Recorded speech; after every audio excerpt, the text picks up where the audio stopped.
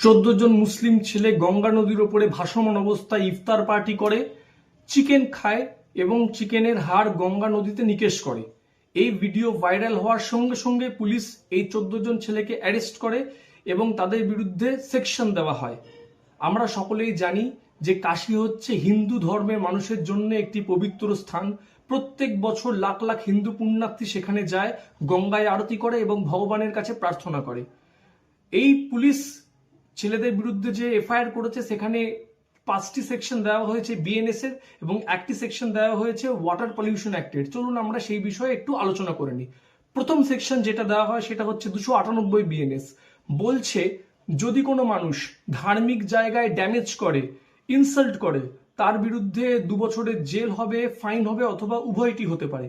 দ্বিতীয় সেকশন আপনার 299 বিএনএস বলছে যদি কোনো মানুষ জেনে বুঝে অন্য মানুষের ফিলিংসকে হার্ট করে তাহলে তার বিরুদ্ধে অ্যাকশন হবে। তৃতীয় সেকশন 196 সাবসেকশন 1 সাবক্লজ বি বলছে যদি কোনো মানুষ ভিন্ন ধর্মের মানুষের মধ্যে বিভেদ তৈরি হয় এমন কোনো কাজ করে তাহলে সেটাকে সিরিয়াস অফেন্স হিসেবে গণ্য করা হবে। চতুর্থ সেকশন 270 বিএনএস বলছে যদি কোনো মানুষ এমন কোনো কাজ করে যেটাতে পাবলিক জায়গায় প্রবলেম ক্রিয়েট করে তাহলে তার বিরুদ্ধে অ্যাকশন হবে। পঞ্চম সেকশন হচ্ছে 223 সাবক্লজ বি বিএনএস বলছে পাবলিক সার্ভেন্টের অর্ডারকে যদি ভায়োলেট করা হয় তার বিরুদ্ধে অ্যাকশন হবে।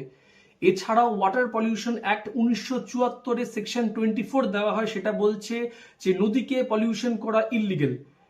এই মূলত 6টি সেকশন দিয়ে এফআইআর করে এই সবাইকে এখন জেল হাজতে রাখা হয়েছে।